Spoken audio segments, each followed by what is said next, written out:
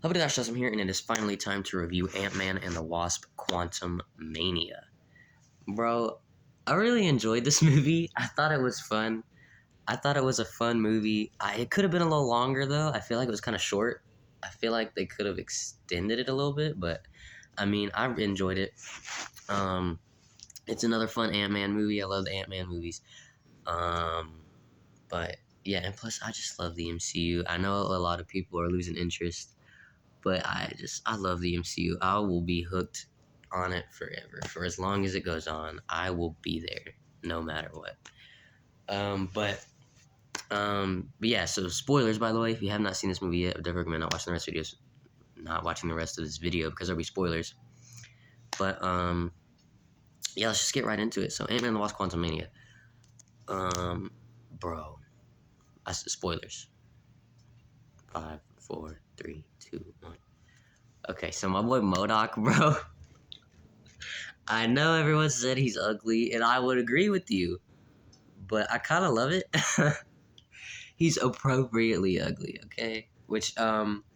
And yeah, he's Darren. He's Yellow Jacket from the first movie, I mean, I know MODOK's not him in the comics, and I've actually been a big fan of MODOK since I was like 5 years old when I first saw him in Superhero Squad. Does anyone remember that show? That shit was my jam when I was a kid. That was my favorite fucking show when I was a kid. I have still all the DVDs of it. But MODOK. I've always loved MODOK. And, he's in a bunch of other shit, of course, comics, and they have that Hulu show. I just love MODOK. And I was fine with the change for this movie of him being Darren. I was kind of fine with it because it worked well. It worked for me. I was like, yeah, okay. He became MODOK when he came in the corner. I guess he didn't die in the first one. He's not dead. Well, he is now, but he became MODOK. And I was fine with that. And yes, he looked like Mr. Electric from Shark Boy and Lava Girl, but I don't care. I think it looked fine. Sorry if my nose it's been a little stuffy, but this movie, I enjoyed it, and I love MODOK. And when he died, I was like, no, because that was my one thing going into the movie. I was like, please don't kill MODOK, please don't kill MODOK. And they fucking killed MODOK, god damn it. But look at me, I'm such a dick. But no, I just love MODOK, and I hope he comes back. Maybe in Secret Wars, they can do like a more comic accurate MODOK, because I'd be cool with that too, seeing the regular MODOK. But Ant-Man, let's talk about Kang. He's a fucking beast, dude. I love Kang. He's badass. I love Jonathan Majors. I can't wait to see him in more stuff. He does say he killed some other Avengers though, and at the end of the movie, not the very end, some fucking ants. But like that, listen, it's not a problem. The ants when they first swarmed him and he didn't do anything. I was sitting there like, did Kang just get taken out by some goddamn ants? But Hank Pym does say that they aged like thousands and thousands of years. So I guess it makes sense. They might have technology that's better, even though all they did was swarm him. But I mean, it's whatever, okay? It's a good movie. And Kang comes back anyway. It's not like they killed him. They just like damaged some of his stuff. And then he kicks Ant-Man's ass. And I was like, don't kill Ant-Man. I was worried he was going to die. And then Wasp showed up, and she, like, blasted him. I know it was at the end of the movie, and I'm skipping around, but it's whatever. And he gets sucked up in that shit.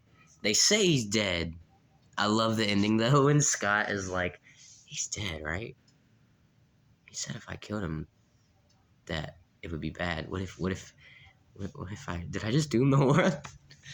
No, everything's fine. That was funny. And oh my god, the fucking, bro. Well, I'll talk about the credit scenes in a minute, but the fucking scene, what did they call it? A probability vortex or something? All the different Ant-Mans showing up. And bro, that scene was fire, but I was fucking dying because one of the Scott Langs is just dressed in Baskin Robbins outfit. Because remember, he worked there in the first one. Well, yeah, obviously, because they show the boss in this one, and he's shaking his hand in the beginning and stuff. And it says Employee of the Century. But no, so there's one Scott in a Baskin Robbins outfit. and he says, "Why are you guys all dressed like that?" And you hear one of the Scots in the background go, "Do you have ice cream?" I was dying. I was laughing so fucking hard when he said that. I started crying immediately, laughing in the theater. And I was like, wow, that shit was funny as fuck. Do you have ice cream? It was such a Scott thing to say. It was such a Scott thing to say. As soon as he said it, I was like, yes, that's amazing. Do you have ice cream? No. And they call back to Civil War when Cassie turns giant. I gotta say, I like Cassie in this movie. I like Catherine Newton. She's in Freaky. That movie's awesome. And I'm blanking on what else she's in, but she's in plenty of other things. And I love her. I liked her as Cassie in this movie. I like her suit. It's purple and stuff. She's cool. She grows giant, and when she comes back, her helmet's off, and she's like, I want like a lime or something. And I immediately knew it was a callback to Civil War when he was like, does anyone have any orange slices? Well, when she said, I wanna, I was like, oh my god, is she gonna say orange or orange slices? She said lime. And then Scott goes, what does he say? He goes, yeah, citrus. Something like that.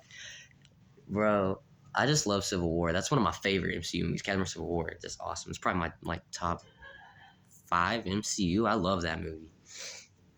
Civil War is great.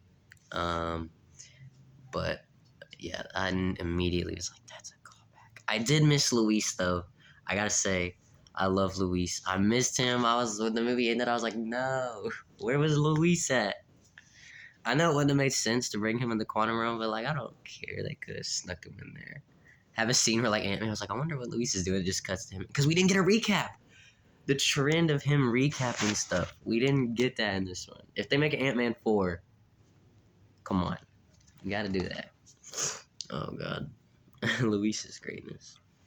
But I thought it was a fun movie. Oh, you know, Wasp. I kind of felt like she didn't do much though for a movie. You know, I didn't feel like she did very much. The Wasp. I still liked her in it, but you know, I felt she wasn't heavily in the movie. You know, she was in that probability vortex scene.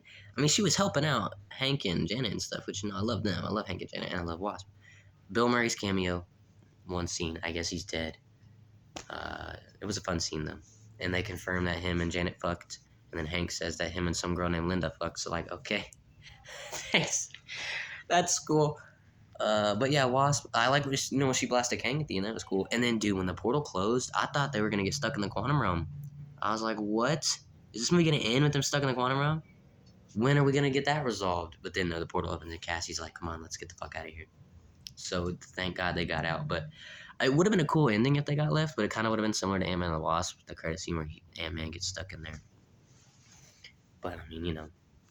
But dude, this was just a fun movie. I had a lot of fun with it. And the first credit scene, you got all the Kangs, like Immortus, and I'm blanking on the other ones' names, but I love all the Kangs, and you see just all of them. And dude, if all those Kangs are gonna be in Kang Dynasty and Secret Wars, I'm scared for the Avengers. I'm scared. Don't kill all my Avengers, okay? Kang, you're not allowed. I'm a little worried. I'm scared for them. I don't realistically think he's gonna kill all the Avengers, but I'm just saying, some of them I'm scared for. But yeah, this is just a fun movie. I loved it. I thought it was fun. It's not like one of the best MCU movies. It's not top tier, but it's fun. I'm gonna give it like 4 stars. Yeah, I'll say 4. I'll say 4 stars out of 5. Or let's say if we were doing that at 10, I'd say like I was gonna say 6.5. That's too low. I'd say like a 7. It was maybe like a 7 out of 10. I thought it was fun. Sure, it wasn't like peak MCU, but it was just a fun time. It was a fun time at the movies. It was fun to check back in with Ant-Man and the Wasp. He wrote his book. It's fun. But yeah, guys, hopefully you enjoyed my review of Ant-Man and the Wasp: Quantumania. I'm trying to remember if there's anything else I should talk about, but I think I got everything that I really want to talk about. The Quantum Realm was fun, seeing more of that and some of the characters there. We didn't really get to know much about them. My favorite was the guy who was talking about how they all had holes. That probably would sound weird as shit out of context, but he was voiced by, I can't remember his fucking name, but he was in the other 2 Ant-Man movies. He's voiced by him, and he was Polka Dot Man in the Suicide Squad. I think he's in the Dark Knight. He was fun. I liked him. some of the other people, but I mean, they didn't really do much. Whatever. But yeah, guys, my review of Ant-Man and the Wasp: Quantumania. Let me know what you guys thought of this movie. I know